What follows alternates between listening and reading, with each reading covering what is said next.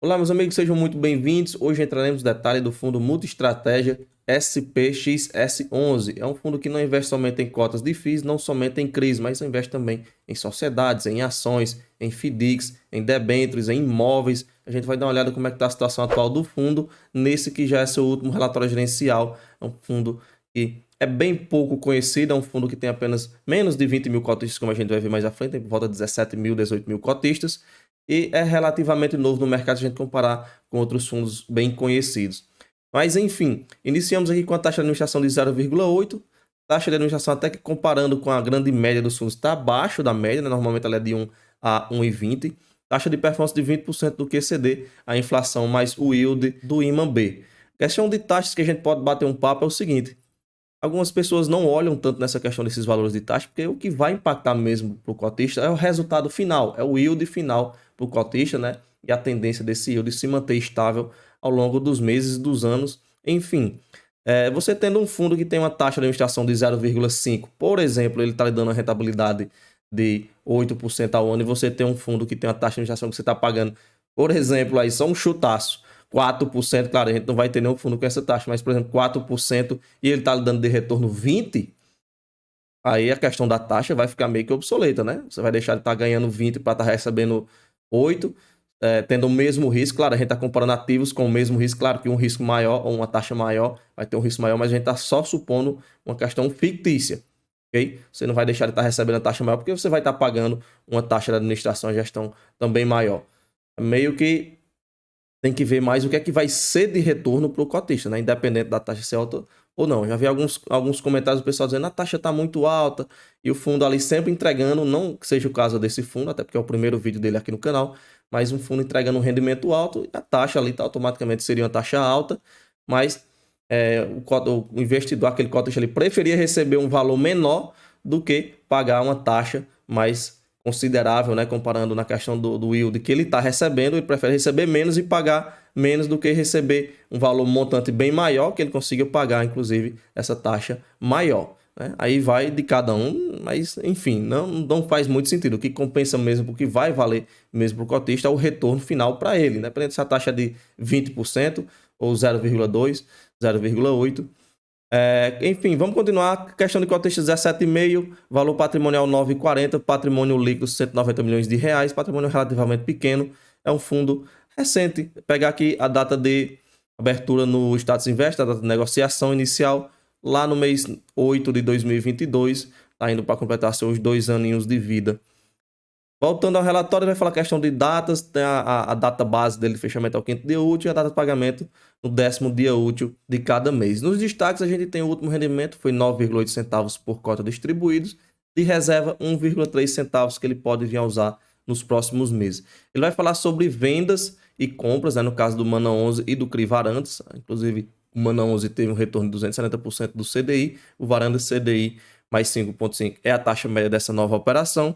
Ele vai falar aqui na questão de desvalorização de cota, coisa que vai acontecendo diariamente. Sobre o Mana 11, ele cita que vendeu não só as cotas, né, quando teve a valorização, como também os direitos de subscrição, e aí ele fechou uma rentabilidade, né, um retorno equivalente a 270% do CDI no período.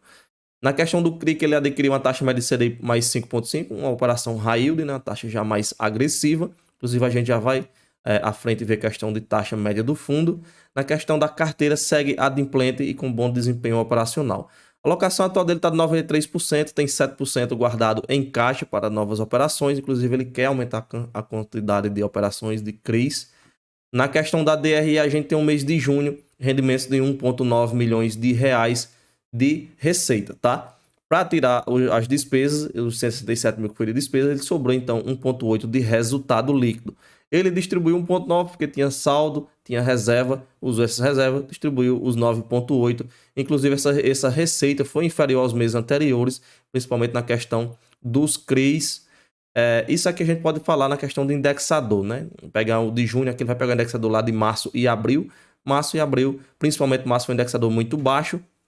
Era esperado, então, uma redução nesses valores provenientes dos CRIs. Para o próximo mês, já pega outro indexador, então tem a expectativa desse valor vir superior. Quem sabe ele recuperar o que ele vinha tendo de resultado nos 2 meses anteriores, que eu acredito que seja isso que vai acontecer. Ok? Lembrando, é só um palpite e a gente está falando aqui do que provavelmente vai acontecer, é só uma especulação, não é nada garantido, até porque a gente está falando de renda variável, né? Ninguém tem uma bola de cristal para ver quando é que vai sair exatamente o resultado.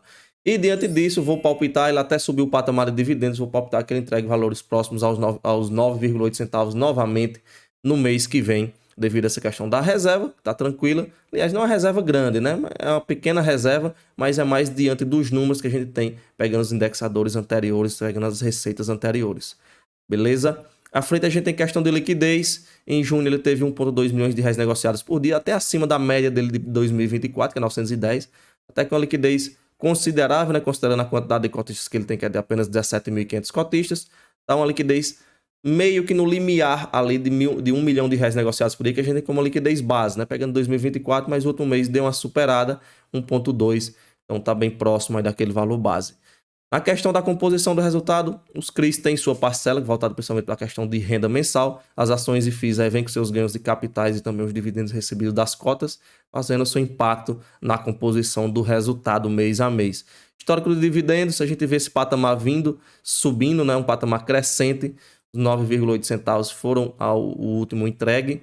A questão dos ativos alvos, a gente vê a posição que ele tem mês a mês. Não teve tanta variação nos últimos meses, só a posição de CRI que subiu um pouco nesse último mês, subiu 3%. Os demais aí deram uma leve reduzida para encaixar esse crescimento, né, no caso dos FIIs e do caixa do ativo.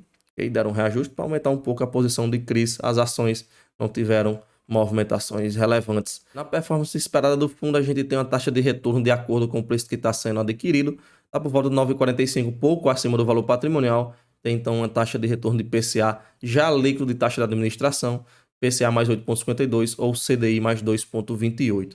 Questão de rentabilidade, ele está perdendo para o CDI, pegando os últimos 12 meses, ok? E aqui a gente está sendo considerado o valor patrimonial, está bem próximo do mercado patrimonial. Ele perde mesmo assim na questão da rentabilidade por CDI nesse período.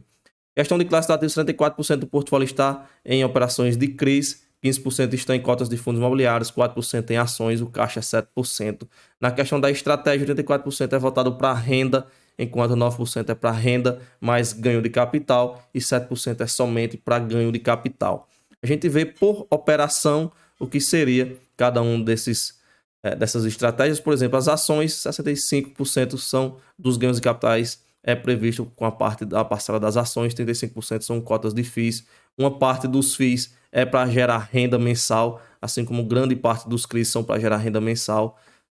A questão da renda mais ganho de capital, vai estar os CRIs mais os FIIs, né? A ação é somente para ganho de capital, como a gente consegue identificar nesse gráfico. A questão por gestoras, a gente tem a BTG como a principal, NAV, a VBI em terceira posição, isso aqui considerando a carteira de FIIs deles somente, esses percentuais. A questão da carteira de FIIs ainda, a gente tem o APTO como a maior posição com 3%, depois o BTY1 com 2,7% e o MVBI com 2,7% também. Aqui a gente tem a carteira de CRIs dele, a gente sempre dá uma olhada naquelas operações que apresentaram problemas em outros relatórios, em outros fundos. A gente não identifica nenhuma operação com esse tipo de alerta. O maior peso aqui é a Canopus com 5,9. A Cashme vai ser a maior concentração pegando as operações que se repetem. A gente tem 3 ocasiões. No caso, 3,3 com 2,6 com 1,3. Vai dar por volta aí pouco mais de 7% de exposição máxima. Então tá até bem que pulverizado, considerando esse patrimônio pequeno que ele tem. À frente a gente tem questão de segmento, 80% das operações de CRIs deles são voltadas para o setor residencial, 14% de escritórios.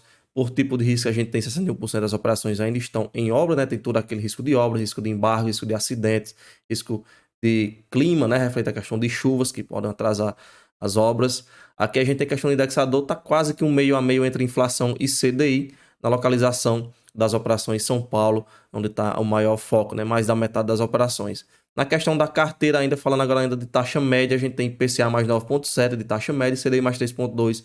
Podemos classificá-lo como um fundo. Nas operações a IPCA seria do middle risk a high yield. No CDI aqui seria do middle risk. No geral, a gente pode classificá-lo como middle risk, com a tendência para o high yield, tendo em vista que ele está meio a meio entre CDI e inflação. Então, vamos botar ele no middle risk, aspirante ali a high yield. Aqui a gente já entra no detalhamento das operações. É um fundo multi-estratégia, um fundo bem interessante, pouco conhecido, comenta o que é que você achou do ativo. Peço a vocês que se inscrevam no canal, deixem o like, participem do nosso grupo do Telegram, o link vai estar na descrição do vídeo e nos vemos no próximo. Valeu!